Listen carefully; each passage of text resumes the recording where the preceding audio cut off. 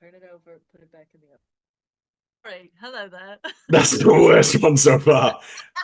And that was absolutely awful. For those Hello of there, you, I'm Thomas Carruthers. yeah, I'm Thomas Chris. Yeah, this new gimmick has reaped many great opening gambits, but that you just pretending that you're in a house and that somebody, they can't all be winners. somebody, your chef. Yeah, who are you talking to? Your husband, your chef, your daughter? It's open to interpretation. It could be the viewer. Jesus. Rhian, this is a Carruthers, Leggetter, and Whoever first. Wow, I feel so honoured. in this litany of years. Have I worked out yet? So when was COVID? I think it was in 2020. Okay, so we're now we've been doing this for at least 3.5 years. Jesus. I know. Shackled to a 3-year contract. This is my albatross. This is the albatross around my neck. I won't stop until it works. So we've done every single film that exists. Well, we're not even going to get there because now we're redoing films. We did Heartburn as one of our first batch of episodes because we did what I politely referred to as Meryl Mania, which was going to be a series with previous and future guest Ava Robinson. But nobody listens to these. She doesn't listen to these. There was then a mild argument that led her to then not be on any of those episodes. So me and Will recorded 6 Meryl Streep episodes, even though she's like neither of our beloveds. Oh, wow. On the other hand, Heartburn, Postcards from the Edge, and Death Becomes Her are in my top 50. Interesting. Is this my favorite Meryl? I should have done this before. This is Tom's big question. We're opening with the big question. Yeah, I should have done this before, but I think I mean, yes, Sophie's Choice is incredible. I'm not going to be that guy. You know. Sophie's Choice, the restaurant in our Yeah. Let's tell Sophie's Choice. Let's tell this story quickly. So there is in our university town, there was a restaurant called Sophie's Choice, free publicity. And that was decided because he let his daughter choose the name of the restaurant. And so the name of the restaurant was Sophie's Choice. But I don't think she actually chose that. Yeah, she didn't say. This is another. There are too many paradoxes in this story. I feel like that is a lie. That must be a lie. And also, you named your restaurant after a fucking Holocaust movie, mate. What are you doing? It's not as good as the Indian place up the road, Schindler's List. You couldn't even think of a place. You could have said laundry shop. You could have said, I don't know, what else could Schindler's List be? Well, there is, isn't there? There's Schindler's Lift Company. That is a real thing. No, that is a real thing. What? Yeah. Anyway, enough about the Holocaust. This is our first Redux episode. Now, I gift everybody Heartburn, the book. It's this Dead Zone King, Dead Zone King, that's what people call me. But 11/22/63 Stephen King and The Secret History Donna Tartt are very firmly my sort of 4 top books, and they're all in sort of rotation for Secret History. The Secret History is marvelous. And I was naive enough to think that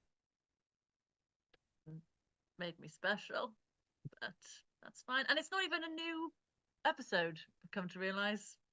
We're just rehashing. I didn't tell you this. I told you this. I told you this. Do I know the meaning of every word? No. Did I know what the word redux means? No. But I would like to shut up. I would like to read you my review of Heartburn, the book, because I finished it in Speed of Light. And I feel like that will set us on a good... Sorry, what are you doing this on? Google Books? Goodreads. I'm a big Goodreads girl now. 2024. It's 2024, which let the record show. Sorry, I know these episodes come out all over, but this is the 10th of January. Yes, and we're on our New Year's kick. I'm a reader now. Anyway, my review. It feels almost criminal to be discovering Nora Ephron's literary prowess this late in life, but I can trust my friends and the universe to put me onto a good thing. Friend. Everyone's narrative voice is brilliantly glib and disarming, and the kind of writing I aspire to create. Really good, actually, which is a book that I read before. Despite a lot of references going over my head, the core themes transcend time and circumstances. Very good. References going over one's head. How naive. How naive that I understand every single reference in this 1981 book. I'm sure you did. Although I will say I did find the film was a lot more palatable. Oh yeah. There weren't as many kind of place names and like famous people and politicians that were just like thrown around. So I did appreciate that about it. Well, what is you talked about Nora Ephron's literary prowess, but what's your Nora Ephron journey in general? I mean, I know you love When Harry Met Sally, but has that led you to anything else? Do you know what? It hasn't. And even When Harry Met Sally, I claimed to have seen it much earlier than I actually saw it, in order to strike up a friendship with you, and then it became the basis of our friendship. So I thought, I better watch it at some point. So yeah, When Harry Met Sally is really thing I associated Nora Ephron with until this. Yeah. I want to read this, and I'll be reading this at my wedding. Not me. Somebody. Do you believe in love? He said. Sometimes I believe that love dies, but hope springs eternal. Sometimes I believe that hope dies, but love springs eternal. Sometimes I believe that sex plus guilt equals love, and sometimes I believe that sex plus guilt equals good sex. Sometimes I believe that love is as natural as the tides, and sometimes I believe that love is an act of will. Sometimes I believe that some people are better at love than others, and sometimes I believe that everyone is faking it. Sometimes I believe that love is essential, and sometimes I believe that the only reason love is essential is that otherwise you spend all your time looking for it. Yes, I said, I do. Really great to have the divorce book monologue idiot featuring your wedding. But isn't that the litany of life? Isn't that? Yeah. I mean, I pray at the altar of Nora Ephron. From a very young age, I watched When Harry Met Sally, adored it. So, I like this a lot. I'm well versed. Well, not well versed. Nobody listens to me or reads me or whatever. But like, Sleepless in Seattle and You've Got Mail, I like, and I really enjoy them, and I watch them a lot. Not my favorites. For me, it is like When Harry Met Sally, and then like Heartburn is like my second favorite book, and I love this film. And it is kind of made for me. We talk about films that are made for Tom. And oh yeah, this one's definitely up there. But it's like it's written by Nora Ephron, it's directed by Mike Nichols, it's got music by Carly Simon, and it's Meryl Streep and Jack Nicholson divorcing. And you don't even have to stop there. The supporting cast is Catherine O'Hara, Stuttgart Channing, and also just when you think it can't get any weirder, any more for Tom, the Dimitri, the friend in the group, is director Milos Forman, who directed One Flew Over the Cuckoo's Nest, my third favorite film. Incredible. So like, yeah. Like it feels reminiscent of like Don't Worry Darling was created for them. And stop to question it. But then when you look around, you're like, this is like the perfect lineup. Again, this is a lineup that sort of gets. That's what I also love. Postcards from the Edge, which is another Mike Nichols movie, and it's very similar in the sense of it's got that list of Mike Nichols directed it, Carrie Fisher wrote it, it's Meryl, and it's Shirley MacLaine this time, who is, I mean, I've got a fucking Shirley MacLaine, The Apartment script to hand. Like, this is how much I love these people, and I don't know. Yeah, I just wanted to do the Redux because I love talking about Heartburn. I don't know if if you rewatched, I don't know, I think of one of those early episodes. I don't know if you were in a production of August Osage County and wanted to do that. I was like, yeah, okay, we did that one. But I just love Heartburn, and maybe it's selfish, and maybe 3.5 years have passed, but I love. This the second marriage. Yes. So ideas. And here you go. This is what Redux means. Because I'll give you an actual definition. Redux. What does redux mean? Something that's brought back or revived. I learnt this word because of when I was a kid. There's one of the Apocalypse Now edits, cuts from Francis Ford Coppola is called Apocalypse Now Redux. And I was like, what does that mean? And it's not like anybody else uses that for director's cuts. But I had that, and then I said it in a game of like shopping list or whatever, and it was like A's, and I was like Apocalypse Now Redux, and I was a child, and I think as a child that's what I thought the film was called, but I can't remember. What a fool! What a fool yeah, you were. Little boy who loved Apocalypse Now. So yes, I do gift Heartburn to everybody, and I'll tell this story now, even though it'll make my way into my book. Let's do just sad Tom corner. I bought a beautiful handmade hardback, is what I meant to say. I know it's got a foreword by Stanley Tucci, a beautiful hardback copy of Heartburn for my then situationship. Wrapped it up for her to come up north for her birthday, and it was that. She loved nuts, but I'm allergic to nuts, so I did a bag of nuts, and I wrapped all of these things up, and they were waiting for her. And she never. Moral of the story is she never did come up north, and so I then had these 4 gifts. Enjoy for yourself. Well, yes, exactly. And then and you die. Yeah, so now I just lie to myself and like, oh, well, it's 2 different copies. It's saving itself for the next perfect woman. Oh no, this is too nice a copy. I'm keeping this. Yeah, the other one. No, I like both. Oh. This one has This one has a no. I love these reviews. It's the copy I gave you, and the middle quote. Heartburn is the perfect bittersweet, sobbingly funny, all too true confessional novel. There is not a wrong word about food, marriage, life, love, loss, and all rings true and makes you laugh. Who could ask for anything more? That's perfect. That's from Nigella Lawson. I thought she had a quote. I was trying to think what it was. Love, Nigella. Let's just say the obvious. Oh, sorry. And then the big thing for me is I have in the pipeline some sort of semi-autobiographical piece, and nothing is my influence more than Heartburn. I'll read this again. I mean, I know we're talking about the book before the film, but I'll read this. Yeah, this is from the ending of the book, and it's all about her. And it's, because if I tell the story, I control the version. Because if I tell the story, I can make you laugh, and I would rather have you laugh at me than feel sorry for me. And I mean, I know that's not been our relationship, as I told you the things in real time, But there's a wonderful Matt Nichols interview where he talks about being friends with Nora, and he talks about how she came to him and stayed with his then, I think it was the then wife. I don't think he married Diane Sawyer. Yes. Anyway, and she stayed with all of their friends, and she cried. And his quote, and it stuck with me forever, is, and she cried, and she cried, and she cried, and she cried, and she cried, and then she made it a comedy. And in that is the power. And that has been a big influence in all of my writing and all of my and all of my ethos, really, of life. And let's talk about the truth here, which is that this is a semi-autobiographical piece. So I know I touched on this when we did it before.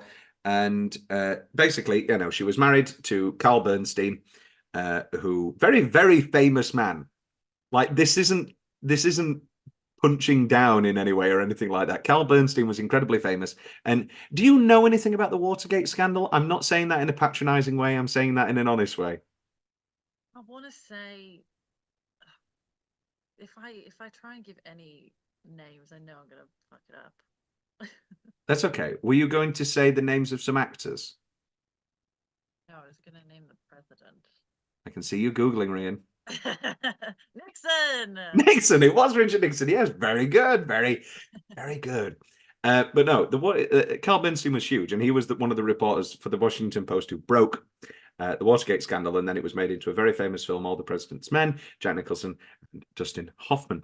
And she was married to Carl Bernstein, and this is the semi-true story of, it's more or less true, of his affair with Margaret Jay, who was the daughter of former British Prime Minister James Callaghan, who was an incredible politician, did a lot of great work for AIDS, but did have an affair behind a married pregnant woman's back with, and I'll be candid, I've done it. No, not this pregnancy, but, you know, I've been the mistress. I broke Watergate, you know, we've all been there. You know, we've all been there. And not all of us, but Wow, and he broke Watergate and her waters broke. Wow. Should have been your opening. And then we get the book, and then we get the film. She writes the screenplay herself, of course, Nora Ephron. And what's very interesting about the book is the screenplay, this comes out before When Harry Met Sally. And yet there's multiple times in the book where there's lines that she would hold on to until When Harry Met Sally for some reason. Like, what is it? Perfect Tits, Slim, Perfect Tits, Your Basic Nightmare. She saves that for When I Met Sally. But anyway, it's one of those little Nora Ephron mad things that I noted. So you enjoyed the book a lot. I did. I really did. So heading into the film. Yeah, watching the film kind of elevated it for me. Yeah. And it felt kind of like peeking like through the veil a little bit and like getting more of that Rachel's character, because, you know, as you say, Nora Ephron's whole ethos is like doesn't want to be too self-indulgent, and the book does that perfectly. Whereas I think when it translates to film, you need to see a little bit more of that emotion and more of and because it was moving chronologically in the film, you needed to see more of that, you know, breakdown of the marriage, which I thought was really, really cool. And like, I mean, Meryl is just Meryl. And chief difference with the film, like you were talking about the chronology, we get the relationship to start with. Yeah. And it's a really effective, I mean, I messaged you just that there is no more comforting, like, what this is for me, like top 5 most comforting openings to a film. The minute boom, boom, boom, boom, and Meryl walks in, and then Jack walks in, and it's just like that. I just feel so warm. You know what it feels like, and I've just come to this realization. Have you seen Marriage Story? I can't remember. Let me think. We're very well known to love Marriage Story and proclaim it as one of the great comedies of our time. Yeah. Heartburn feels like Marriage Story if you cut out all of the arguments and the sad scenes. Do you know what? Yeah. And so it's more palatable as a comedy. And, you know, and in a way, I'd love to see the 2 hour. I mean, this is a very tight hour 40. But like, I'd love to see the 2 hour 10 cut, which actually put in all of those sad scenes and have a big Jack Merrill argument. Why not? I would love to see that because I'm a sadist. But it does feel like you're saying, palatable, like you're saying, the comedy of it.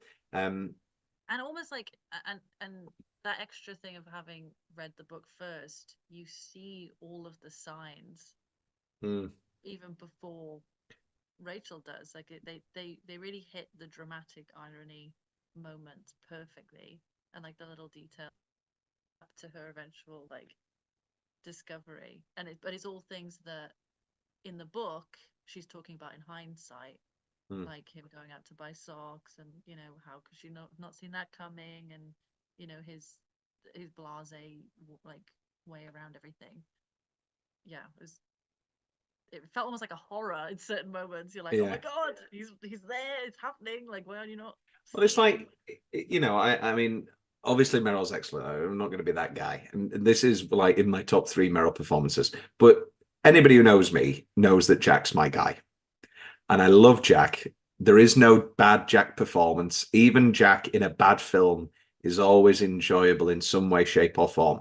Whereas, De Niro's had bad films and bad performances. Pacino's, they've all done it. But for me, Jack has never had a non-enjoyable performance. And I really think it's slept on how excellent he is in this film.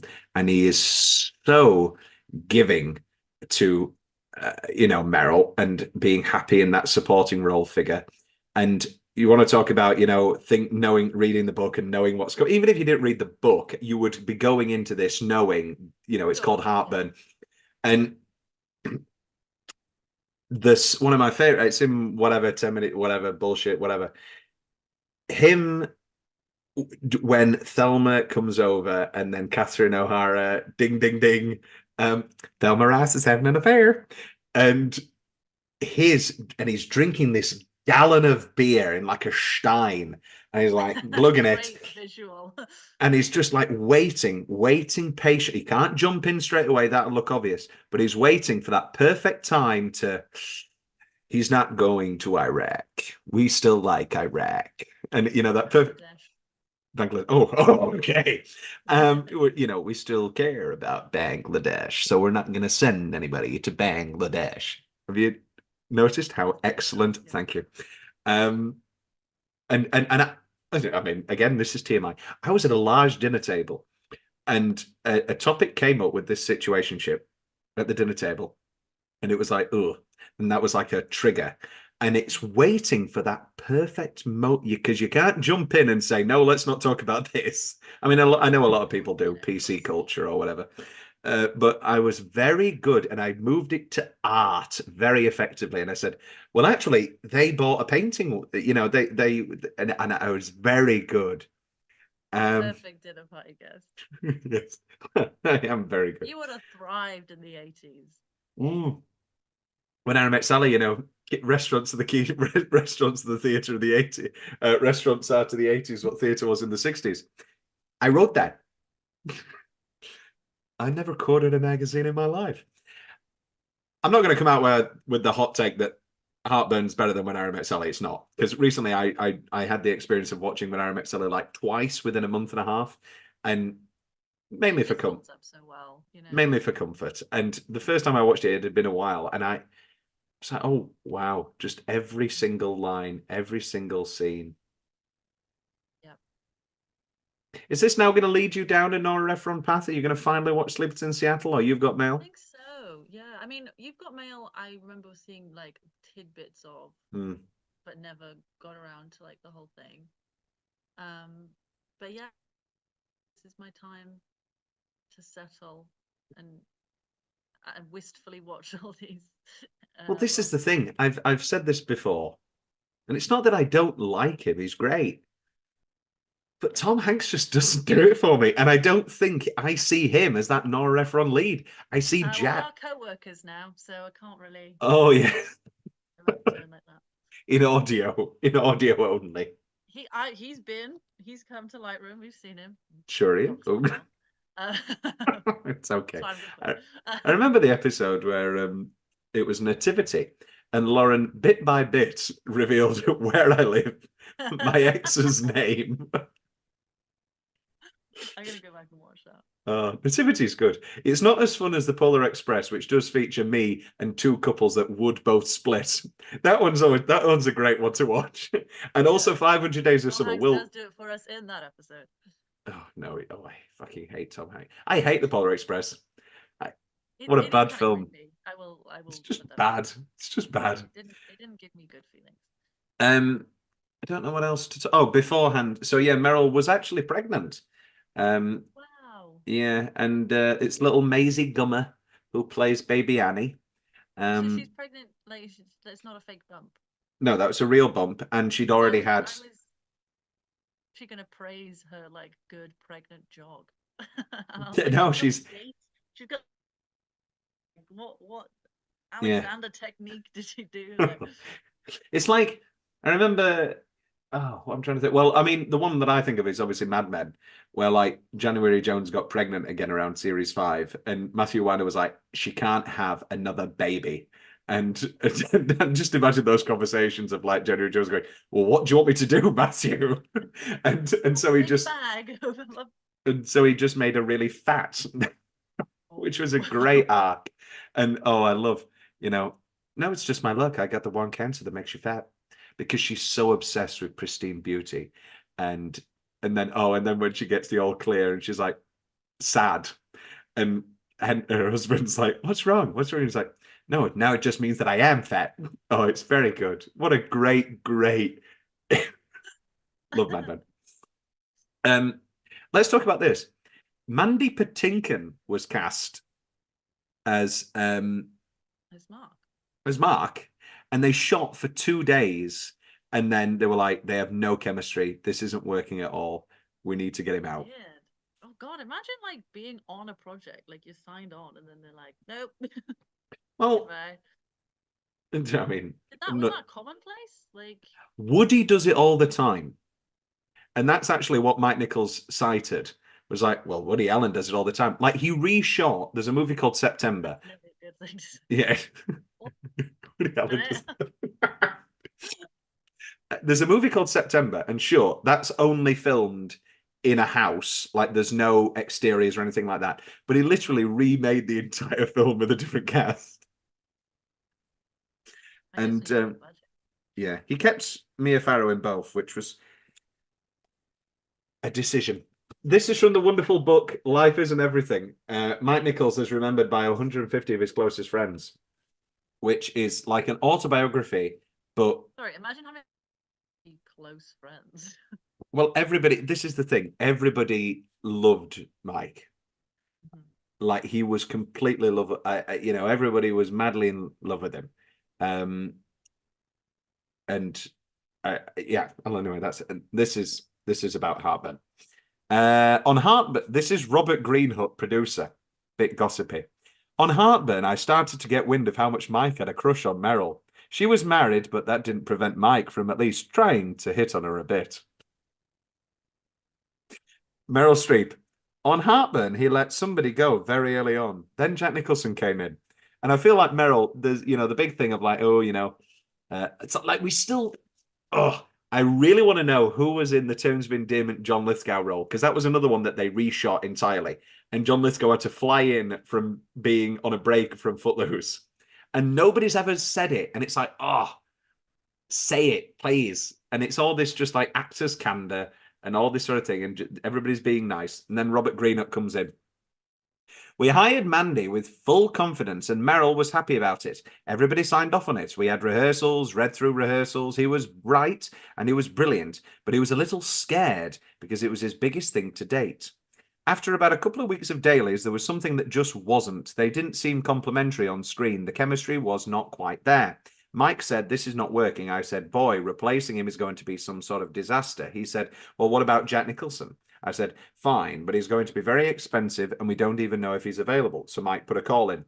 History lesson. Jack Nicholson was in Carnal Knowledge with directed by Mike Nichols. They're friends. Tony Walton. I was among those standing near him when he spoke to Jack, and it was a very quick call. I asked him about it, and Mike said, I just said to Jack, I need you. And Jack said, what for? And Mike said, if you could come be in Central Park at 8 a.m. tomorrow morning, you'll save my ass. And he was. I don't think he even knew what the movie was. Oh. I love Jack Nicholson so much. Yeah, this is the example this is the example. Woody Allen movie, great movie called Purple Rose of Cairo. And they shot that whole thing with Michael Keaton and then reshot it with Jeff Daniels because it wasn't working.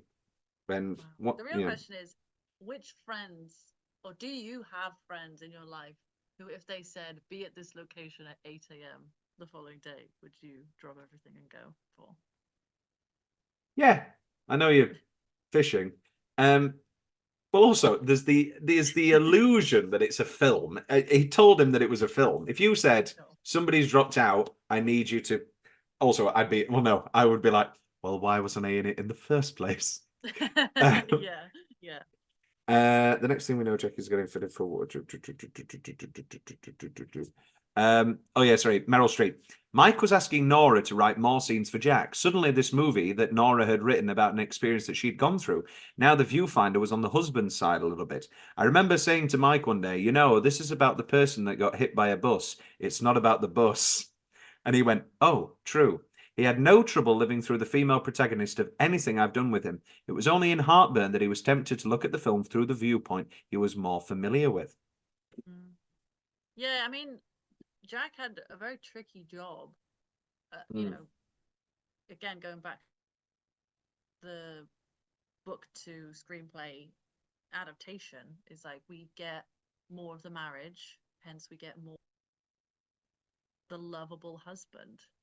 Yeah. And so it's striking that balance between being lovable without, detracting or taking that spotlight or, trying to defend it too much. Like you have to play it truthfully. And I think he does that really well. Yeah. I can see the temptation. Who wouldn't want, one of our great writers to write some scenes for one of the best actors we've ever had now that you've got him on board? I see the temptation and I get it. And like I say, I'd be very happy to watch the 2-hour 10 movie where, there was actually some arguments and some sad scenes in here. But it's not the film that we get. And I'm completely playing devil's advocate. What other little things can we touch on before we take our first break and get into the meat of the film? So you didn't know it was Meryl? No, because Tom told me, watch this film, don't look at the cast list because there are going to be appearances that will come out of the blue and I'll really appreciate them. Obviously referring to Jack Nicholson. I didn't even know it was Meryl. So when she popped up, I was like, what a delight this is. Yeah, I take for granted that. I would have thought that you'd have known it was Meryl and Jack just from looking up the book. Reading the book, I like to do casts in my head sometimes just to visualize like who I'm thinking of. And I was like, who? Tom Holland and Zendaya. I was like, who would I put? Kylie Jenner and Timothée Chalamet. Yeah. Who would I put in these kind of slightly older, like jaded roles? And I thought briefly, and then I think I just kind of more of a blob, like amorphous person. In hair and outfits, like predominant. Yeah, she did cross my mind without me ever knowing that she was then going to be in it. It's the sign of it's Meryl. So many episodes I want to do. I don't actually want to do them again, but I would talk about Terms of Endearment and Postcards from the Edge forever. We're going to take our first break and then we're going to be back with the body of the film. And we're back. Let's jump straight in. 10-minute stretch. Mark and Rachel's wedding. Of course. That's actually my only 10-minute stretch. Rude. I find it really hard. It's the hardest one I find. I know, it's so stupid. I know. With films that I'm watching for the first time because I don't have a sense of pacing. Mm. And with this one, like it's very in the style um of like 80s rom-com in that it's just very like bitty, like it's happening. It kind of mirrors just life. It's slice of life. Yeah, there's no. What are you comparing this to? Are you comparing this mentally to stuff like, I don't know, How to Lose a Guy in 10 Days? There's no scene where Meryl wackily falls into a cake or something. No, there's, I whoa! don't know. It just like this and When Harry Met Sally. Like Very episodic. yes, episodic is the word I'm looking for. Like he doesn't really follow that kind of Well, three act thing well, of this well, is a, like yeah, you have but a problem and then there's a resolution and everything. Like so you don't get that same. what links when I met Sally in this is that also they're across multiple years. And that Yes, with yeah, I think that's a bigger thing of what we're talking about here is that it's this is a movie that spans five no, because Maisie, the little kids growing up. yeah. And when they first meet, and then yeah. No, Mark and Rachel's wedding and the whole not runaway bride, but closeted bride, not closeted. Catatonic bride. Is that what it's called? Yeah, when you're just kind of like you can't move and you're just like in a state of well, not shock, but like catatonia. I'm ready for that to be what happens to my bride, and that I finally gonna get married, and then she's got No, I catatonia think over. you'll be rendered into your own state of paralysis because you'll have so many things you want to quote, and you won't. You won't. You'll be stuck by the indecision. Well, no, that's not true because I had my first. Maybe it'd be different if she'd seen when I met Sally, but I had my first New Year the other day with a lady, and I didn't quote anything. Yeah, but it's your wedding. You're gonna have a whole Nah. spiel. You're gonna have about 20 minutes of vows that are gonna translate into a roast. No, no, this. I'm really excited for the day because I want to like hear all of the material beforehand, and then you get up there and you just cry, Oh yeah, that's definitely and gonna. then it Yeah, all goes to shit. I'm gonna be like Roman. You ever watch Succession? Ah. Um, watch Succession.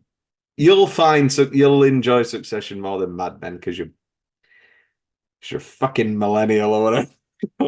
I'm actually Gen Z, all right? Yeah, or whatever we are.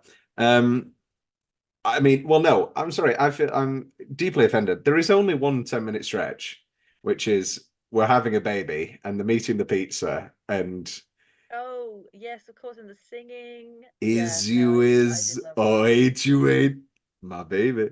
And then has there ever been a more My boy I bet Bill. yes. I mean, that I is love that. me.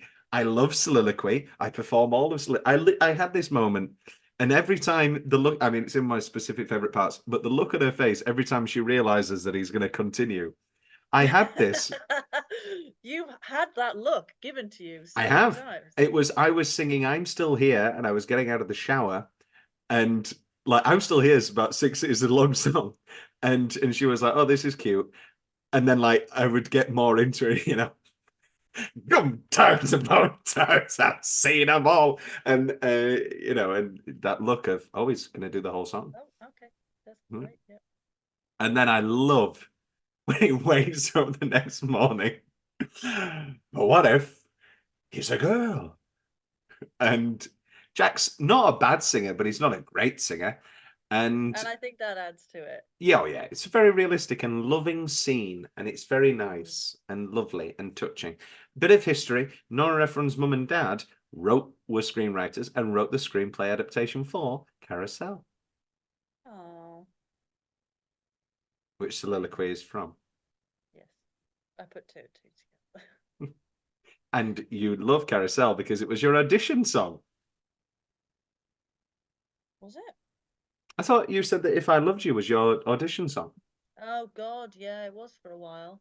Not for any If real I projects. love you. Da, da, da, da. Oh, beautiful. Love Carousel.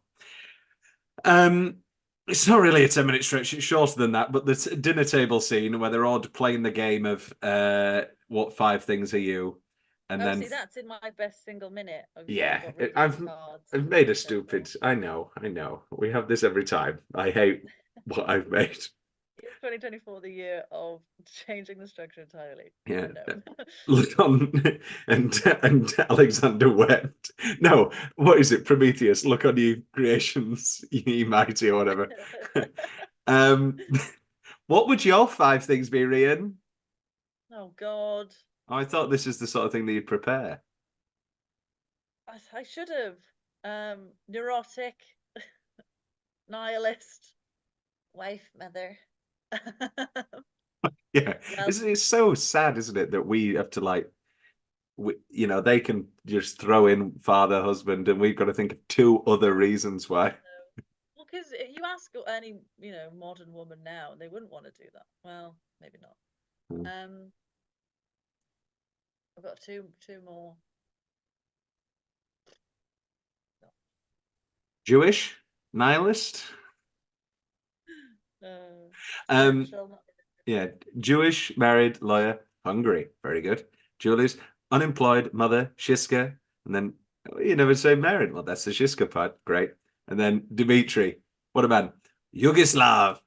capitalist, Oh, poor. 180 pounds. Dimitri, I am pussy whipped. Um, I I don't know I'm how. not. Yeah, I don't know why Milos Forman was cast. He's absolutely perfect in the role, but what conversation was there of like, Yeah. yeah, maybe like obviously Jack knew him because of One Flew Over the Cuckoo's Nest, but I don't know if him and Mike Nichols were in the same circles and they were like Milo because to my knowledge, It's just the only like Yugoslavian they knew. European that It's they know. vaguely. Did he do any other cameos? Because like none spring to mind. Milos Forman is of course dead. He directed Hair, um, Amadeus was very good. He's the director of Man on the Moon, which is the Jim Carrey movie where he was mental backstage. Put a man on the moon. He played Father Havel in Keeping the Faith, which is the movie that Edward Norton directed, which is like a love triangle where she's got this is a real movie where 2 friends, a priest and a rabbi, fall in love with the same woman they knew in their youth, but the religious Oh position of God. both men denies them romance. Ben Stiller appears as Rabbi Jake Schramm, and Edward Norton appears as Father Brian Finn. Oh, to just call back to your previous question about John Yes. Lithgow. Has Um, somebody figured it out? no, nobody knows for sure who the original actor was, but media speculation has linked it to either George Zunza or Jeff Bridges. I don't believe either. You know who Oh, George Zunza is? George Zunza's the guy in his best friend in Basic Instinct. oh God. You got that? She's got Um, that magna cum laude pussy that's driving you mad. Shirley MacLaine said Jack Nicholson would do crazy things on the set, like show up practically naked, and that a lot of those scenes were improvised. Yes, I know all of this. I love Terms of Endearment. Is that what the next one you want to Redux? Terms of No, we're going to do new movies. You should watch Terms of Doing Endearment the though. Oscars. We are doing the. Well, no, we'll have done the Oscars, Rhian. Oh yes, I'll have done the We'll have Oscars. done the Oh Oscars. yes, so we could actually have a real audience for this one. Hello, Um, all of you new people. before right, this comes out July the whatever. What won Best Picture? Go. Oh God. Well, I've only seen about three of them so far. That really doesn't matter. Oh, See, to quote Zoe Wanamaker in Inside Number 9, I've voted the correct Best Picture every year for the past 10 years, and I haven't seen any one of those motherfucking movies. no. In all seriousness, ask me in the next whatever it is we're doing. It's not about what you want to win, Rhian. This is No, but this is the thing. The ones that I've seen, I don't think any of them should win. I don't think Saltburn should win. I don't think Singapore no. Maestro. Yes. Um, Yeah. You haven't watched any of the biggies, have you? I don't think it should be Barbie. Fucking hell. I don't think it should be Chicken Run Dawn of the Nugget. Are these the movies that you've seen this year? yeah. Yeah, no. Sorry, not going to happen. It's going to be Oppenheimer. I'm putting my money on it now. It's going to be Oppenheimer. I wouldn't be surprised. And that is a good thing. Ask me in the next episode. Yeah. Yeah, that is a good thing. Anyway, we'll save this for the episodes on those films, but I hope Killers comes in. I hope Killers of the Flower Moon comes in. It was very, very, very good. Oh, anyway, we'll see. And then, yeah, sorry, the interruption by Thelma and Mark's looks that we've already discussed. And then, he brings it back. Columnist, in love, married, father, Oh, the shortstop. fact that in love and married are two separate points. Exquisite detail. Rhian, I love having you on. I never noticed that. You wouldn't put that together. It's only now hearing it, saying it, and you going, "Oh yeah." In love and married, two separate things. And when literally the second after she says happy, and Catherine O'Hara says Thelma. Incredible. Yes, very, very good. I did notice one thing that I've never noticed before, and I've put it in specific favorite parts, but it's another one of those tiny little. Everybody and everything is working on such a high level. I love later, I've put it in I think one of my single minutes, the montage, and there's not really been any montages or sort of like, narration or anything like that. But when she's on the phone with Stockard Channing after the reveal and he's come back and she's like, yeah, no, I've been doing well. I made a really nice recipe for this. And, and then cut to her steaming the letters. And then, Yes, and he said it, I don't want my pork any other way. And her speaking the lines, but we see the flashback and it's from afar, but we don't hear actually Jack Nicholson's voice. And it's like two different stylistic departures within a minute, and everything just works so beautifully. I have the robbery of the of her group therapy scene. Not enough group therapy. Everybody is so wonderful, and they fill it with people that I love. Like Mercedes Rule barely gets anything to do at all, and Joanna Gleason gets the big moment. Shove it up your ass, Diane. Also, I know this is leading into specific fave. The camp gunman. Why does he look like that? Okay. Okay, everybody. Yeah. Stop being so aloof. It's Kevin Spacey in his first film role. You can say that Kevin Spacey. You can say who he is. God. What if he came out and everyone was like, "Yeah, we saw Heartburn." No, he was an incredibly promising theatrical figure around that time. Mike Nichols knew him and put him in small roles in this and Working Girl. Have you seen Working Girl? No. Working Girl's good. Let the rivers run, let all the people hear the. I don't know the words. Yeah, it's very camp. He's got off-kilter hair.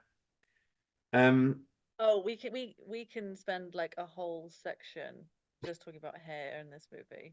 Well, it could come up later. And then obviously the final party.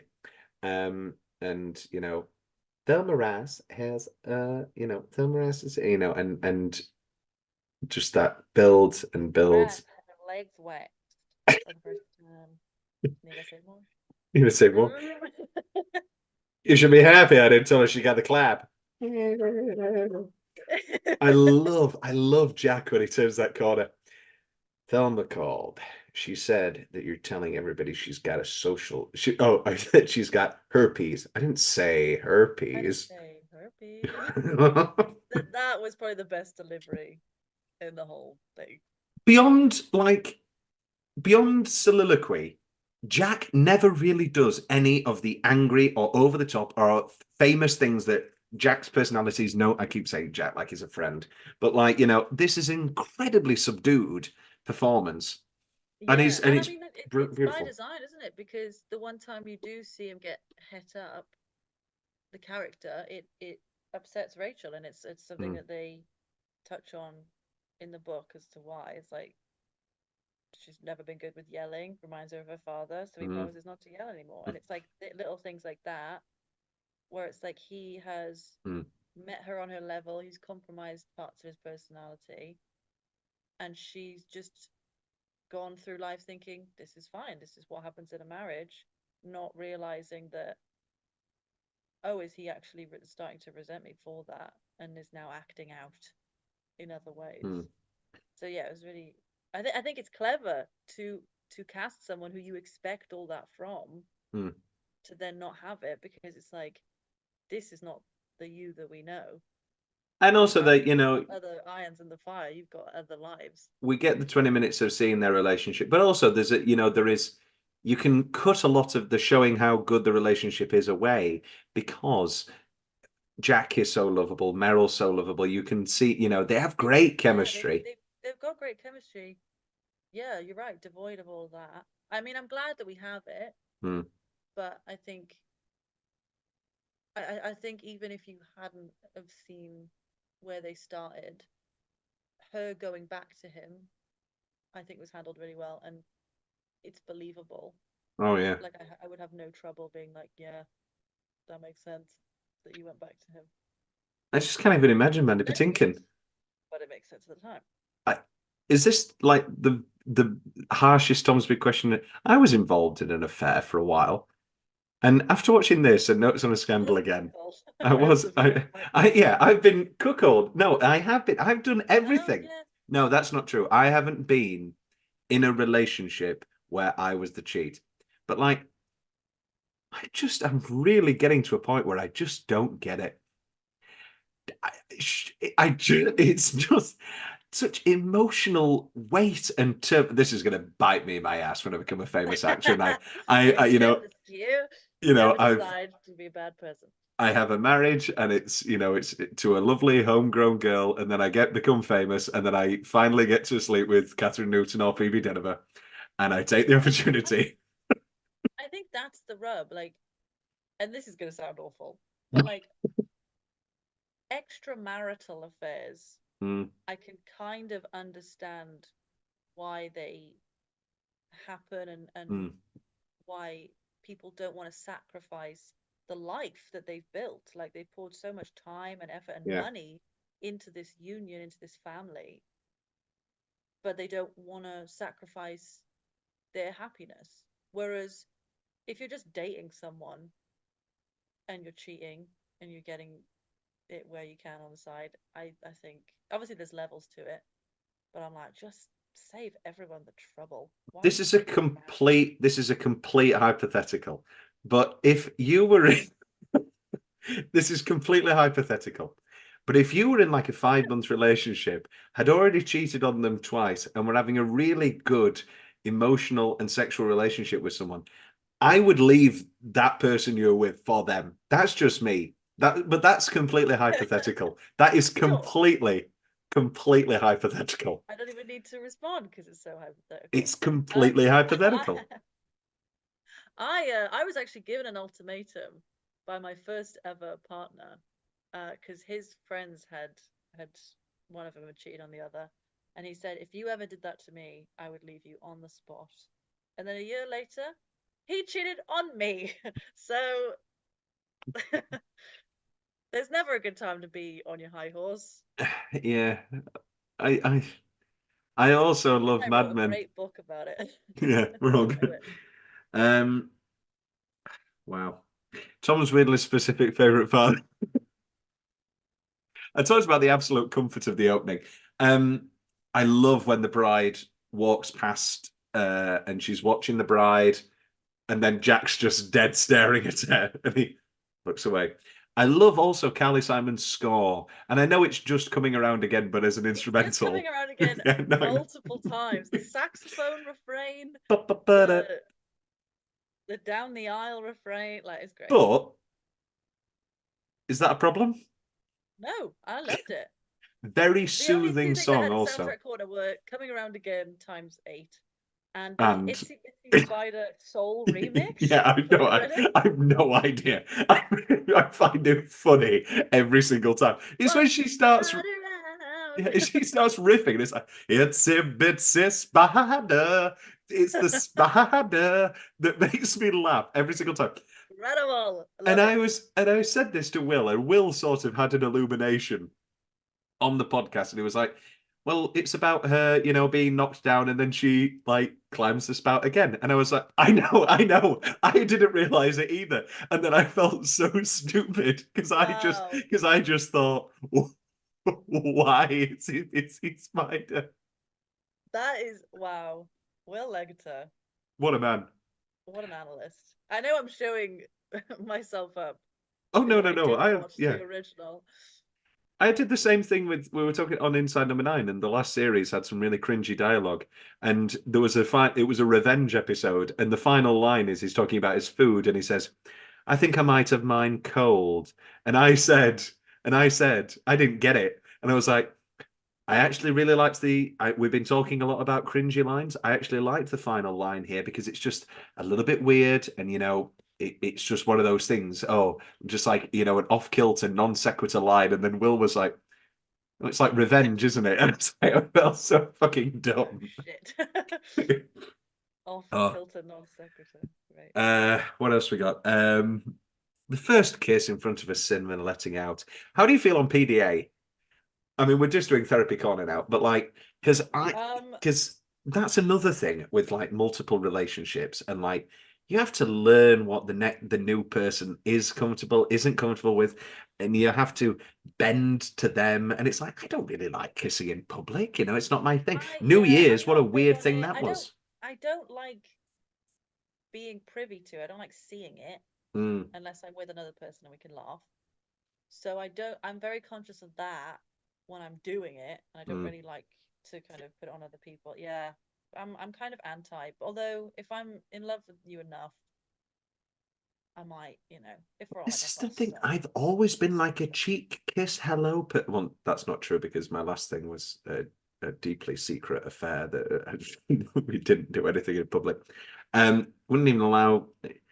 That's going to be lovely in the book. Is the my two past New Year's Eves, and how one was shrouded in mystery and shame. Um, let's just keep going. Julie and Arthur Siegel, we met in Washington. Mark's oldest friends. I love. So every single actor who showed up, you were like, "Oh, it's them." Yeah, it was great. No shame. Is this the first thing you've seen Stockard Channing in, other than Grease?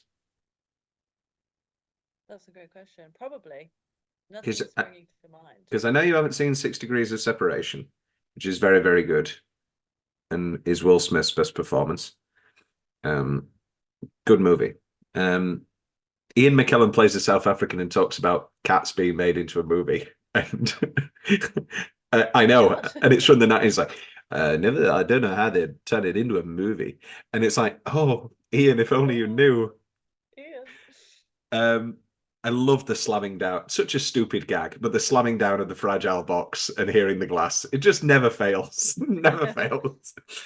Rachel's face every time he realizes that Mark's going to continue a soliloquy. Um, I love, uh, well done, Rachel. Well done. What are you going to call the baby? What goes with Foreman? No less names in group. And then come here, kiss me, and then yeah, and then kiss me. No kissing in group. You know, I love every Johnny Gleason moment in therapy. How do you know Johnny Gleason?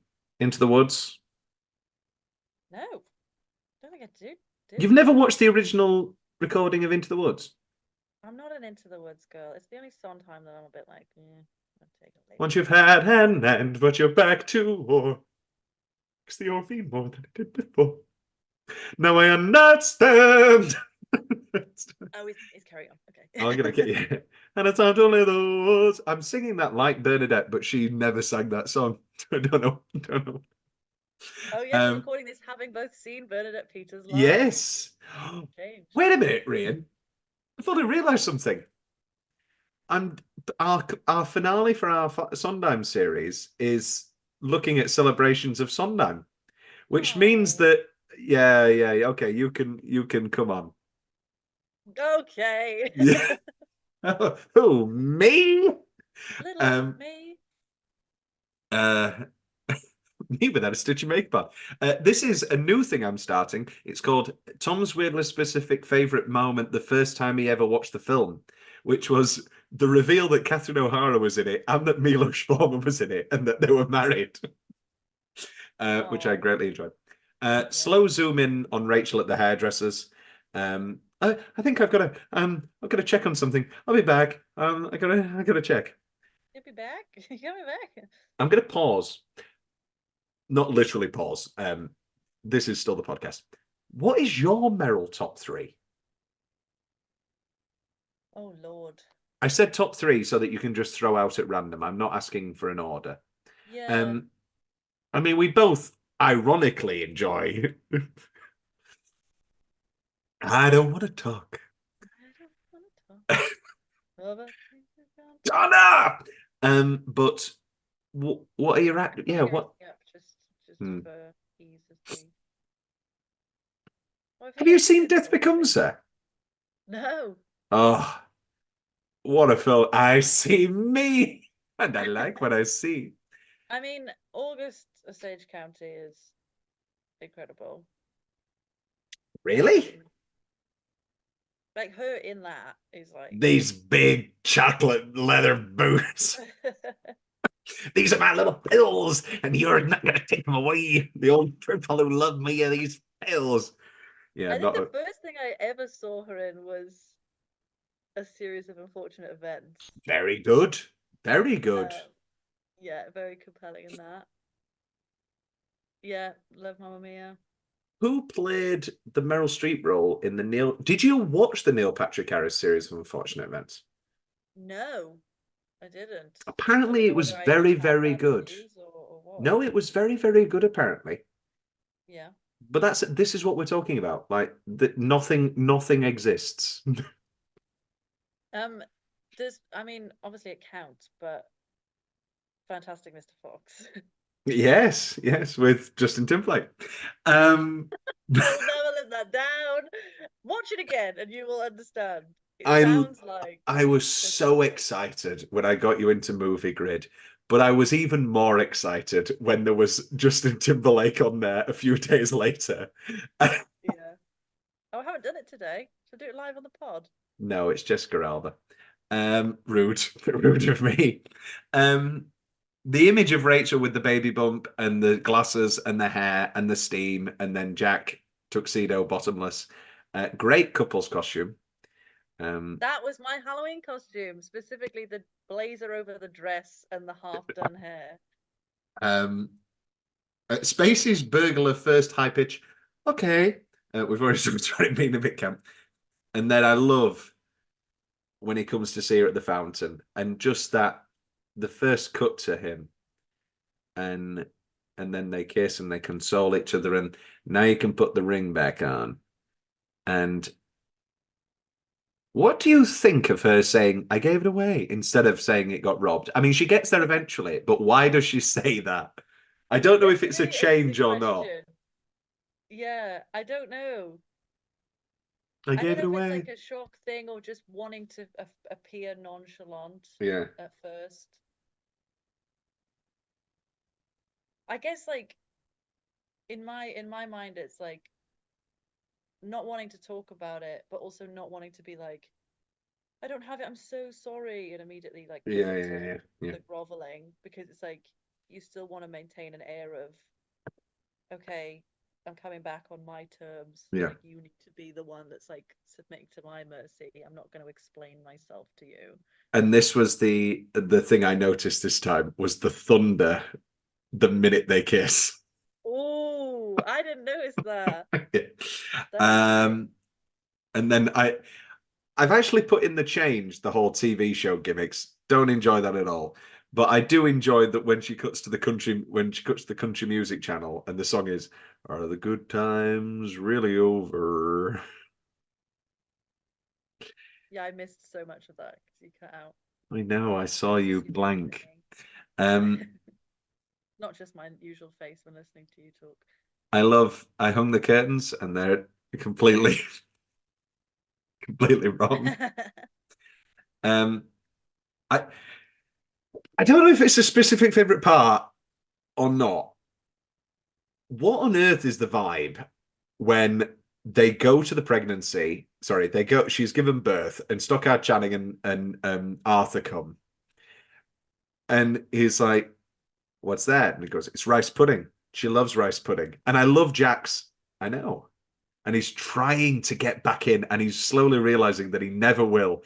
But why are Arthur and Yeah. like what did Arthur not know that he was a cheat, or is this the first time where they really like the girl? Because they say at the wedding, they say at the wedding, we've seen Mark be horrible with women all of our lives, but you're the first person he's really been good and honest with. And is it that thing? Is he angry at Mark? Is it because they both love Rachel and that he's finally Yeah, married this woman and all that? I guess it's like that thing of, this partner becomes part of the furniture and like they do so well as a foursome. Hmm. And maybe, I mean, because we learn in the book that they've had their own marital problems and their own Hmm. affair that Mark has then coached them through. So I guess it Yeah. kind of feels like a betrayal in that sense. But if even if you wanted to ignore all of that for the movie's sake, I guess it's kind of this like, damn it, we had a good thing going, Yeah. but you fucked it up, you know? Like we can't go out to West Virginia and lay on the grass anymore. I love double. When are you gonna? Well, mine's not official, but when are you gonna get somebody? I want to double date with everybody. I've missed everybody all the This is time. actually my year of celibacy. I wrote it very early C- on. Celibacy. Yeah, I'm not dating, I'm not doing anything. Um Is this real? yeah. I mean if anyone was to come to me and woo me, then we might change our tune. But Okay, so you've because that's two different things. no, I'm You're just not like I'm not putting out so easily. sorry. Oh, right. Um, this is an interesting. Again, this will come out in March. That's I thought you said July. I don't. I have no Yeah, clue. I'll watch it back and I will comment. I'll just true or false if I'm if it sorry. actually came to There's fruition. when I re-listened to Marriage Story in the middle of the ocean, in the middle of the situationship. There is no more haunting line than recording Marriage Story before this terrible part of my life started with this woman, and hearing me say the phrase, obviously. I every time I watch this, I think of my first girlfriend. Who knows? I may have, by the time this comes out, I may have had a whole new terrible relationship. The death knell. Oh. I love little Thunder. baby Annie putting the limes in the back of the trolley. Um, I love when she's talking to the jeweler, and then for the down payment. Yes, Oh, that whole yeah, I've said this that before, and I'll say this again. Love Actually can eat my shit. I hate Love Actually, and I really hate Love Actually. And for me, um, everybody talks everybody talks about how the only good thing in Love Actually is Emma Thompson crying about a necklace and a Joni Mitchell CD. the, Yeah. Oh, the whole hand wiping the tear. I can't remember if this is fake myth or not, but like I definitely read somewhere about Richard Curtis talking to her saying, "Think about Kenneth." And I don't know Oh, if that's, I may have completely misread that, but I'm you sure he know, was, even if he oh wasn't with yeah, the yeah, right teller. yeah. Think of Kenneth railing Helena Bonham Carter on the Scottish Highlands as they make Mary Shelley's Frankenstein. Um, but this does it so much better. The Ring, the Jewelers. Yeah, and it's like I think for all of the really great like vulnerable moments we saw of her, this was one of the ones that had to stay true to the book and Oh make yeah. it like of her just very cool, very collected. Like, how much do you want for the ring? Hmm. And then again, another favorite And then moment: leading into the pie because this was her redemption. This is her making the like pie, drinking being wine, coming being around a again sister once again. ladder, getting back up that water spout. Don't you mean, Rhian? It's a bit spada. Um, Ah, duh. I, I've put here. I want to be a housewife. This looks great. Drinking wine, making pies. It's great until your husband falls in love with another woman and you have no income to fall back on because you had to give up your job. Yeah, But as we know, she gets her job back, so that's good. she does. And then obviously the pie in the face, and I love Mark's final slow walk to the kitchen, and then and that's it. Your weirdly specific favorite parts, Rhian? I've actually got quite a few of my own that you don't have. Good. Probably trample all over my list. Um, Rachel instructed them how to cook the lamb while she's in labor. The coming Yes. back into lucidity and under the anesthetic to go, Mm. no pictures, okay.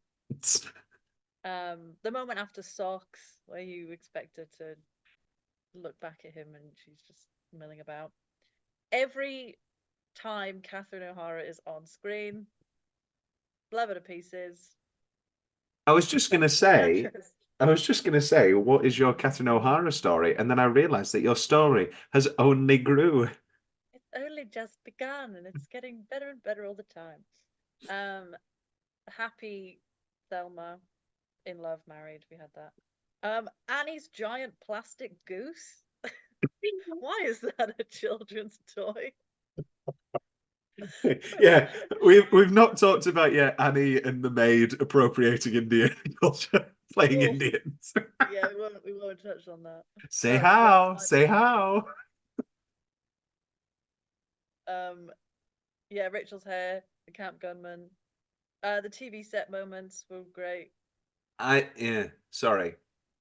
We can either do it now or later. That's in my what's the change. I don't Oh, find those really? interesting. I don't like them at all. I think they come out of nowhere. I don't Annie's mind her good. flicking the channels, and but Yeah. is the end? Is this really it? And all that sort of thing. And 10 ways to find your husband's cheating on you. But like, the old man, like sort of I John guess Houseman I don't know figure. if it's just been too overdone since Yeah. that's why it kind of comes off strange. I quite liked it. I Mm. think I almost wish that it was more like Waitress, where you had the interludes of like, oh, and here's a recipe for this, like as you get in the book. But Yeah. I feel like it would I feel like because of the style that they ended up going for, that it would have detracted too much Yeah. I don't think from this it. So I think the needs. TV thing was like in Mm. place of something like that, of like, I'm gonna take you out of the realism for a second, but now we're back Mm. in the same way that the recipes were.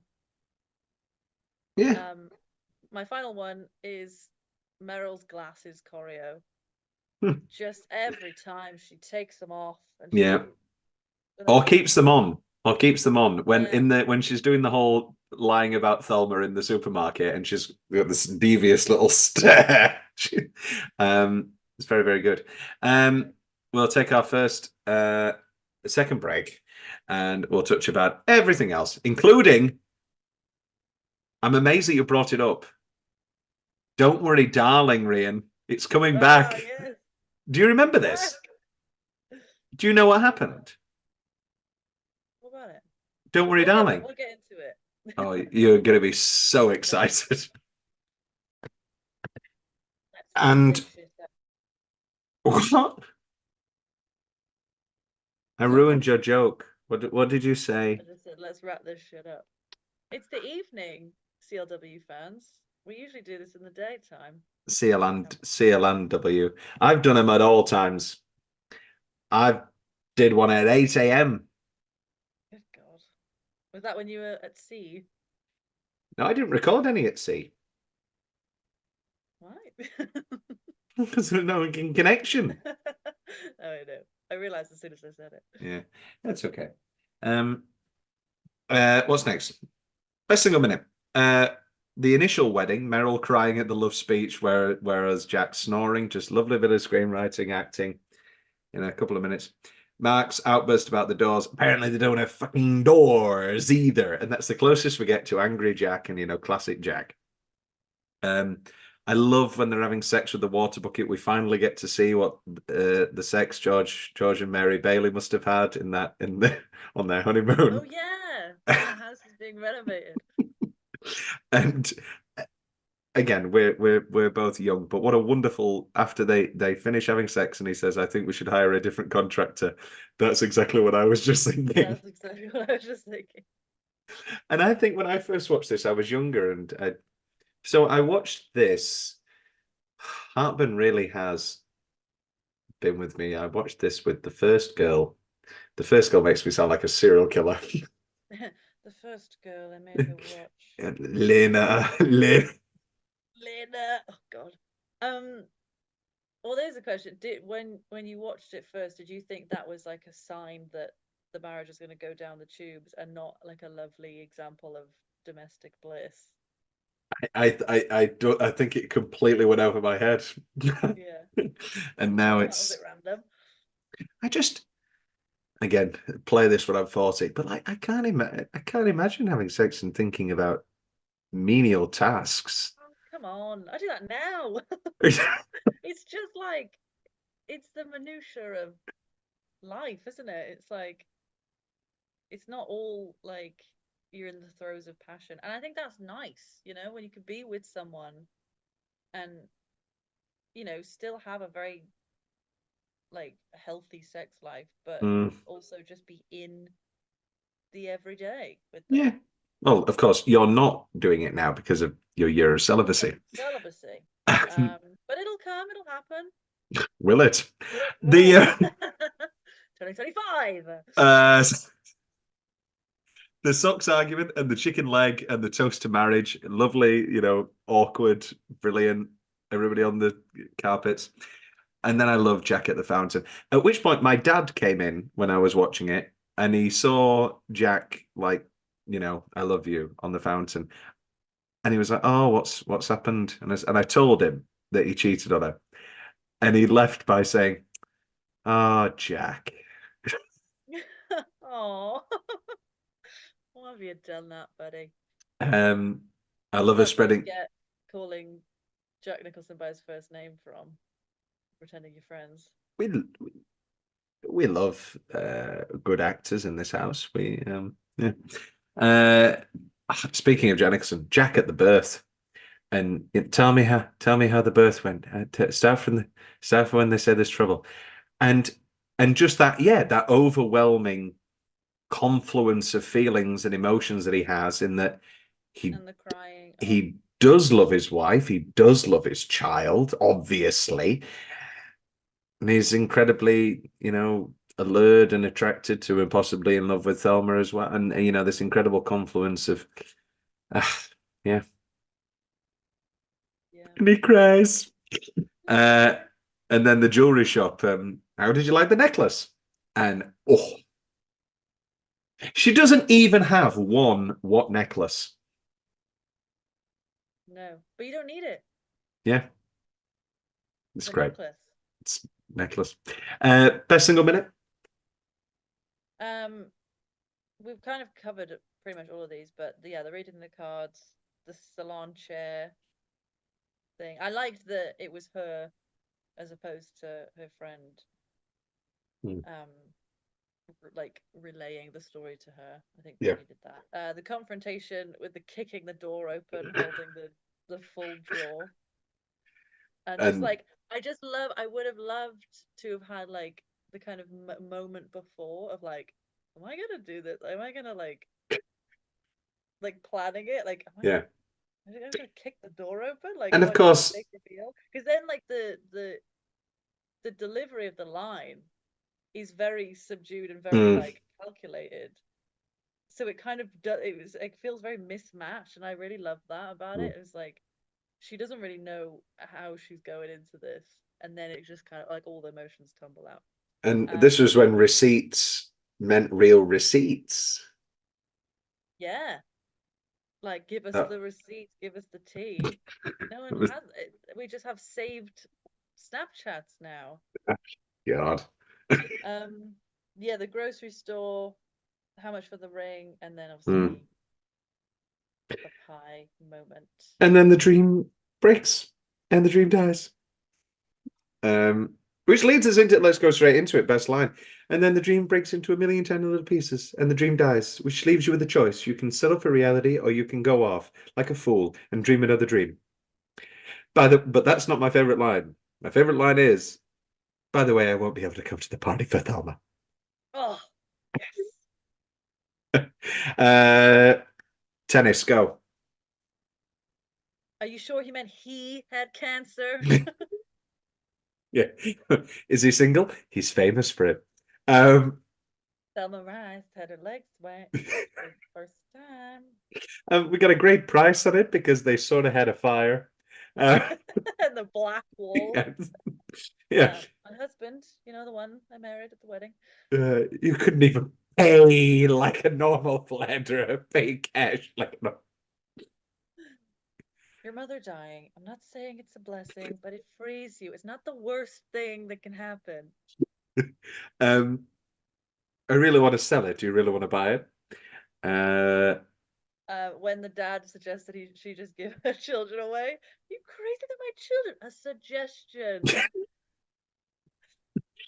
I'd imagine the funeral, what I'd wear at the funeral, flirting at the funeral, which reminds me of the wonderful Nora Ephron play that she wrote with her sister Delia called Love, Loss, and What I Wore. Nice. You want monogamy? Marry a swan. Um, and then, I've got one. Yeah, the wonderful Della, the housemaid. I'm going downtown, Della, for a sort of doctor's appointment. I hope you're going to see a shrink, honey. um, Anything else? please don't shoot me, but I can't lie on my stomach.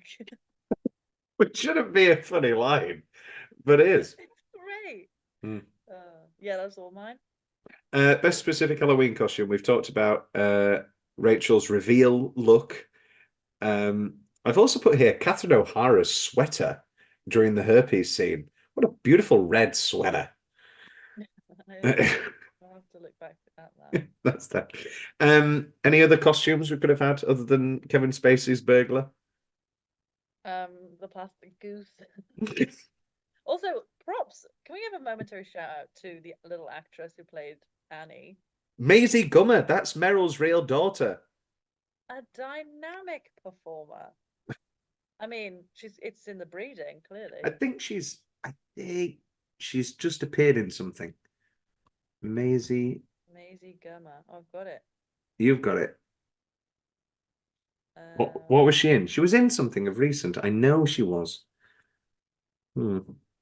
Hmm. Oh, she's not called Maisie anymore. She's called Grace. This is it. Uh, she was in she was in Francis Ha as a oh, I'm friend. looking at Mamie Gummer. There's too many Gummers. So maybe she. Did she Oh, so not? she was pregnant with Mamie, right? At the I don't time. know. I don't know. Oh Who's no, no, Mamie was the one in the film? Heartburn. Yeah. Grace is different. Grace is off doing her own thing. Oh, and Grace played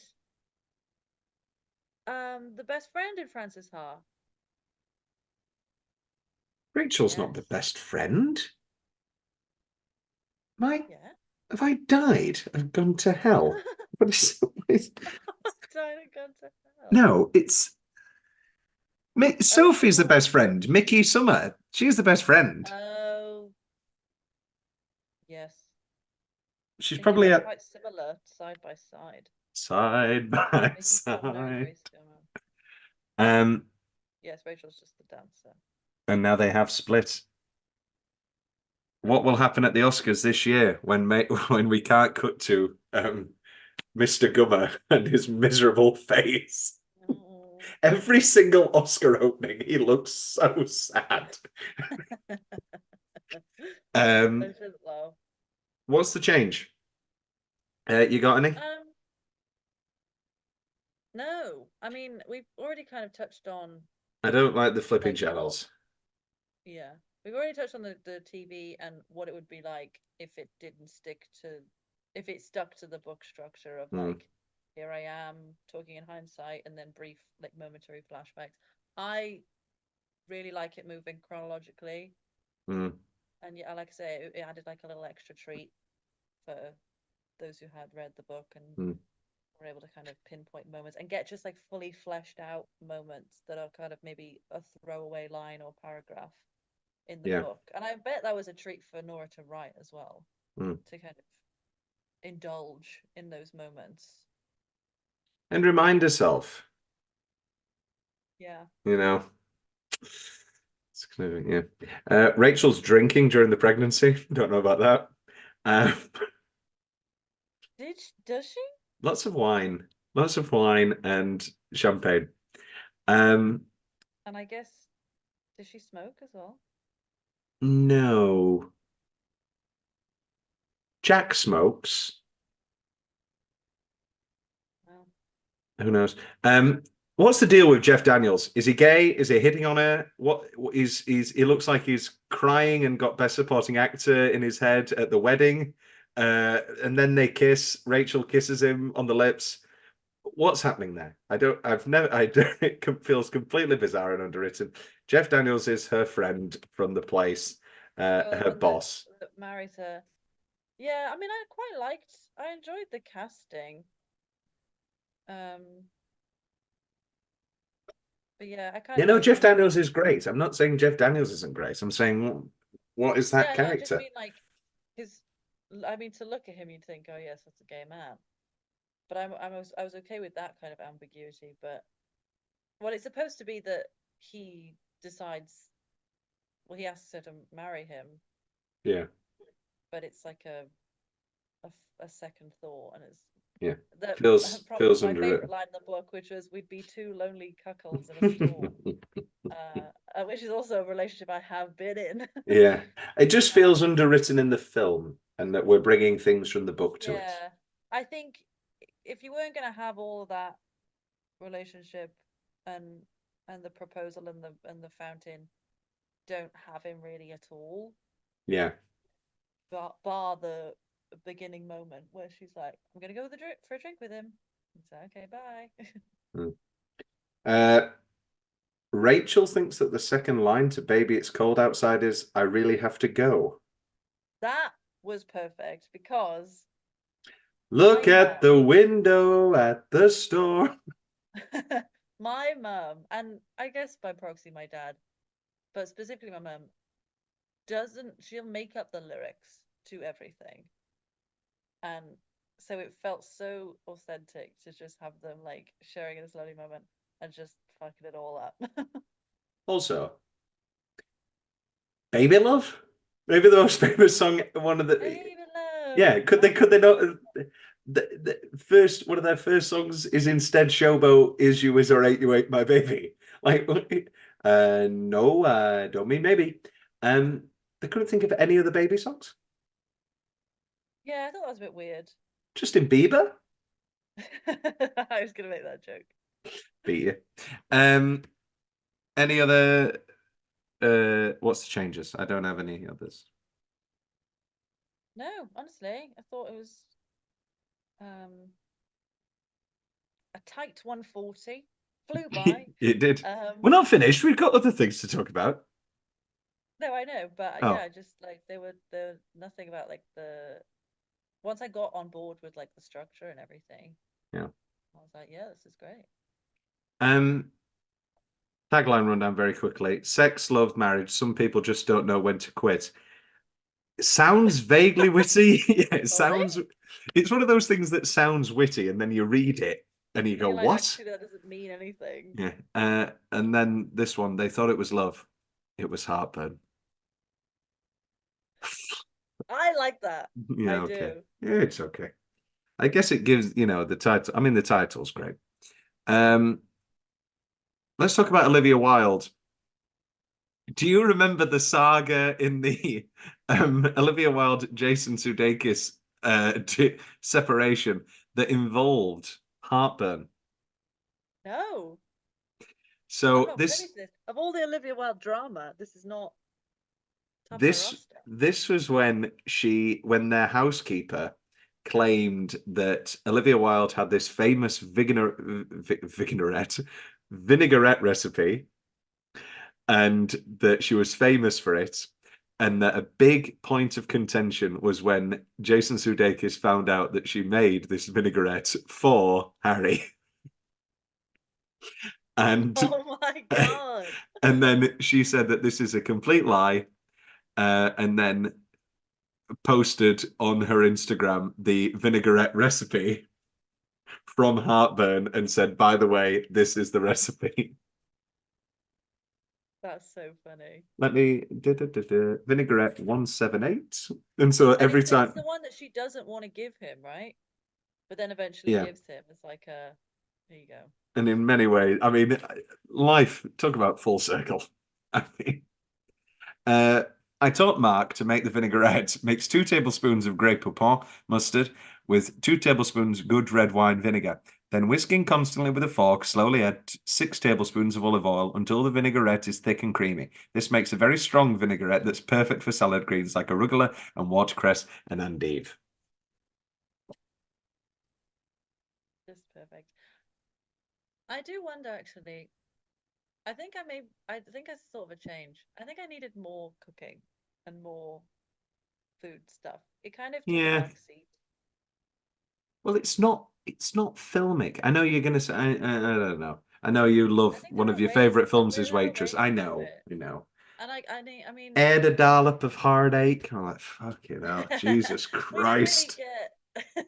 You Give liked me. Waitress. I did. I didn't. Roll the tapes. I did, Um, but I'm pretty sure roll the tape. I was like very angry. I did not enjoy. Add 2 scoops of bad decision making. I was like, oh Jesus I think Christ. that you're misquoting. They never use metaphor.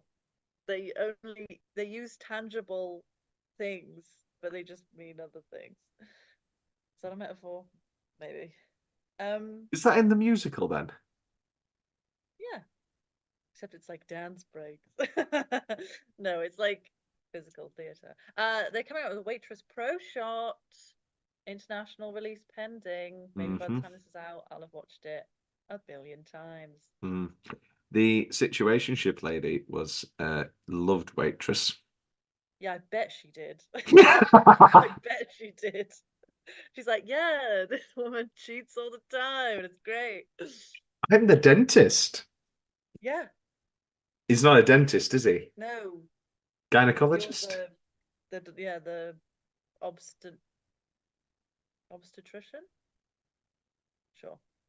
I remember that Helen Bishop from series 1 of Mad Men was his wife. Oh yes. Do you remember that? Um, anything else? A few fun facts. In Everything Is Copy, Jacob Bernstein's documentary about his mother Nora Ephron's life and career, he reveals that contentious negotiations over the movie adaptation of her novel Heartburn extended their parents' divorce for several years longer. Eventually, their divorce agreement included a stipulation that this movie was not allowed to depict the Mark Foreman character as anything but a good, loving, and consensuous.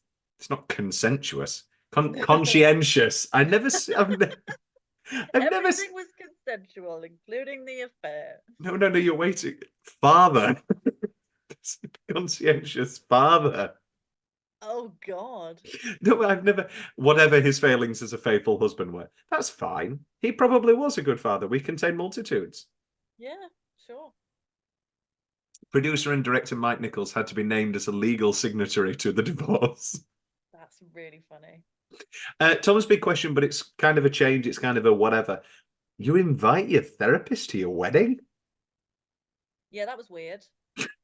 That was weird. And like have her talk to you like right before you're about to go down the aisle. I understand like your friends coming in. Maybe she called her in. I don't know. Yeah. Maybe she wasn't invited, but she If anybody has an objection, I do. After listening for 2 years about Mark's failings, I don't think this is a good idea. I would have loved that. I would have great. Um, this isn't really. I just want to talk about this. This is one of my favorite Nora Ephron things. So, but you don't know anything about the Watergate scandal. Give us the bullet points. Do you know about Deep Throat? Thomas. Deep Throat was the deep intel government doubles like spy, not spy, but he gave information to Carl Bernstein. And it was a big deal. And for years, nobody knew who Deep Throat was. And it was a big deal. And nobody knew who he was for like 50 years. But Nora Ephron knew because he wrote in his notes MF. His real name was Mark Felt. and he wrote down MF, and Bernstein said it stood for my friend, but Ephron correctly guessed that it stood for Mark Phelps, the former associate director at the FBI. Wow. This is from her Wikipedia. After Ephron's marriage with Bernstein ended, Ephron revealed Deep Throat's identity to her son Jacob and anyone else who asked. She once said, I would give speeches to 500 people, and someone would say, do you know who Deep Throat is? And I would say, it's Mark Felt. And classmates of Jacob at the Dalton School and Vassar College recall him revealing to numerous people that Felt was Deep Throat. This revelation attached little media attention despite Deep Throat's identity being publicly unknown. Ephron said, no one apart from my sons believed me. I just love her so much. That just like it just brings everything home that it touches on of like, well, less so in the film, but like in the book where she's talking about all these like important men talking over dinner about like all this bullshit and Well, like we do nobody get it in wants the to see film. what We she do has we to do say. Oh, yeah, briefly, yeah. that little Like bit there where they're just and I love that the right guy on the right is chomping on a huge stogie cigar. And yeah. Love Heartburn. What a film. Any final thoughts, Rhian, on Heartburn, on the book, on the film, on anything? I thought it was a perfect book. Yeah, I think, and like I say, it felt like it almost felt like a sequel or a retelling or fan fiction, but obviously it's Nora Don't, going through it. don't Like like this. Fan fiction. Say it felt like fan fiction. no, I just mean like it was a way of seeing it fleshed out, and I think it was the one time when I read books before watching the film adaptation, I'm always thinking about what are they going to take away, or what are we not going to see as much of, and like what's missing. I think that's the main Yeah, thing. fair. You can like you can be that annoying person in the cinema, like in the books they do this, Yeah, I But tried. I felt like Yeah, this was one of the few films where I felt the film gave me more, and that was a really cool experience. it's well, yes, she's just wonderful, and she wrote a lot of essays and a lot of other pieces, but she never really wrote another novel, Mm. and she's so perfect for that form, and yeah, I think she just preferred writing films, making films. I mean, the sad. I mean, I don't want to be sad, but like or negative necessarily, but like Sleepless doesn't do it for me, really, to be honest. I love Meg Ryan, but I don't like Tom Hanks. You've Got Mail is mid, and like Julie and Julia is like quite bad. I don't like the fact that you've discovered the word mid because you're so liberal with What was the it. other thing you didn't like me finding out? King? Situationship, probably. I And I've let it slide way too many times this episode. I heard the phrase I love bomb, and I realized that in many ways I got love bombed by the small one. Sure. Yeah. So that was about That's a fair. month and a few days. That was a love Well, I bombing. think you have to be careful with terms like love bomb and gaslight because I think sometimes we give people way too much credit. Like Oh yeah, she was. love Yeah, yeah, bombing and gaslighting, there needs to be a means to an end. yeah. Like You there's a fucking reason. gaslighted me. You're a fucking I'm a villain. villain. There needs to be like a reason for it. Like you're manipulating the other person when you do that.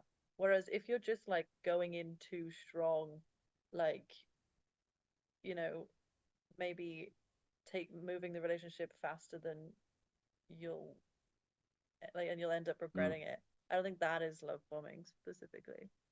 But it's like it's if I need you on side and I need you like nullified and like, you know, abetted, then I will, you know, shower you with this affection. One of these days, we should just say we're doing Jurassic Park and then just do 2 hours solid of relationship talk. Therapy, receipts, drama. Yeah, sure. I think one of these days you can be like, I'm bringing a guest. I'm like, oh, and it's a mediator. Um, I was trying to think of like what's a film that would be so innocuous and no one would want to watch it, but I can't even predict that because the film that I thought was going to do the worst on this pod ended up being like really popular. Which one? 45 years. What a film. What an incredible film. And you know what it is? It's because I don't think anybody else has ever done a podcast about 45 years. We're going to do a live thing now. Has 45 years, 2015. And the first thing that comes up, wow, is Carruthers, Leggetter, and Whoever. There is also an 11-minute review on a podcast called To the 90s and Beyond. I guess that, I mean, rock and roll. You do you. And then the next third rated podcast is from a podcast called Show 29 Gays 45 years ago. This is what it was like to be gay 45 years ago and how the world viewed homosexuals. So, not really the touching story of Kate and Jeff. But why 45 years for gay history? Why not 50? Or maybe that's the podcast. Maybe it's like every episode they go back one more year. Yeah, maybe. It's like being gay was like 23 years ago. I Um, don't know, maybe it pertained to their life specifically. you think it's two 45-year-old? Well, no, they wouldn't be 45. We were babies, so we don't know. I didn't know I was gay then. I came out of the womb and then I came out again. What? Any final thoughts, Rhian, on Heartburn? Take some Gaviscon. No, that was awful. Cut that. That's not being cut, and actually is going to be edited in 10 times, and is going to be. I'm going to remix it to the intro. Well, stop asking me my final thoughts. I've only got a few. I already asked you, didn't I? And then we did. Yeah. I asked you your final thoughts, and then we did a 5-minute tangent. Yeah. Heartburn. What a great film. I'm trying to think. These are I'm going to read you the first 20 episodes we did, and if there's any that you want to redux, now that you know what that word means. Yes, I'm up to speed. Airplane, La La Land, Election, Ferris Bueller, Back to the Future, Dazed and Confused, Fletch, What Lies Beneath, Paddington 2, Indecent Proposal, Shawshank Redemption, West Side Story. None from the first 13? You sound like our audience. Well, I thought you were just gonna reel them off and then I'd pick. I went in thinking, yes, I know what Redux is. I'm up to speed. And then I was like, we've never done any of these. This isn't going well, Reed. You want to redo an episode you did. Don't get me on the pod after noon. What if we do Fantastic Mr. Fox and you say you like memorize everything that you said? Exactly what I said, except I know who played Ash. Except it's such. Wait, do you want me to do the Adam West Drop Dead Gorgeous thing and edit your voice and go Jason Schwartzman? And yes, Jason Schwartz. Oh, what about something from the Woody Allen fortnight? These were our fortnights when we did fortnights. Hitchcock, Merrill, Woody Allen, William Goldman, Christmas, Martin Scorsese, Quentin Tarantino, Wes Anderson. Oh, which was your first episode?